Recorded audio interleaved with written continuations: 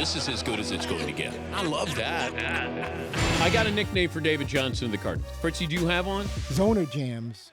That's the one I think we could roll. David Johnson. Do you have a nickname? No, I do not have a nickname. I was thinking about it last night. Here's my nickname for David Johnson.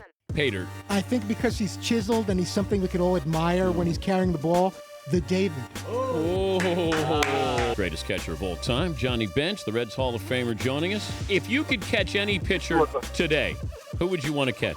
You'd want to catch Baumgartner. You'd want to catch, Lester. You'd want to catch Kershaw. Yeah. Oh gosh, yeah, that would be terrific. I mean, because you're like Monet back there, you can paint everything. I remember when I caught Mon Marichal in the All-Star game. I mean, it was like, you could have caught him with a pair of pliers. I mean, you could have just right here. It's Joey Bosa, the Chargers rookie defensive end, joining us. When you sack Matt Ryan, could you just say, "Hey, Dan Patrick said to say hello"? Is that asking too much?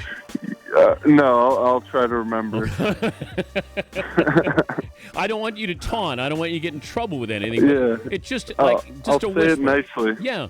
Just I'll say it nicely and respectfully. Von Miller, the Broncos linebacker, Super Bowl 50 MVP. Ever face a lineman who smells? I think every offensive lineman has, a problem with the way they smell. Some offensive linemen, they do a little bit better job of, covering it up and, not being as smelly as other offensive linemen.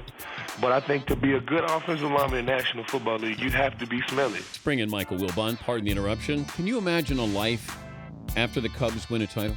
Dan, it's funny. I've never thought about it. My 8-year-old son said to me, and he's become, he's a Cub fan, and he was going to these Cub games, and Bud Selig said to my wife, "Don't let Michael do this to your son. Don't let him do this." So that same son is now 8 years old, and he said, "Dad, are you going to cry if the Cubs win?" And I said, "I don't know." Are you going to cry if they lose? Distinct possibility. I've cried already if they've lost. That's happened since I was 8 years old. Are you kidding me? Texas show with Dan Patrick. This is as good as it's going to get. I love that. The Dan Patrick Show, weekday mornings on Audience.